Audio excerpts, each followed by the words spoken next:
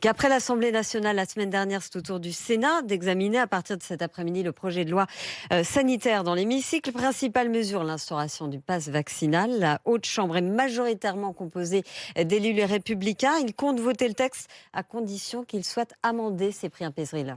Se montrer responsable dans la gestion de l'épidémie sans pour autant être exactement sur la même ligne que le gouvernement, voilà en substance la position des républicains majoritaires au Sénat.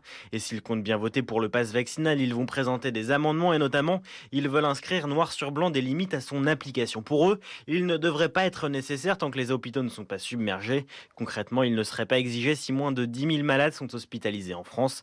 Néanmoins, ils envisagent des adaptations au niveau local. Ils pourraient être maintenus dans les départements où plus de 20% de la population n'est pas vaccinée.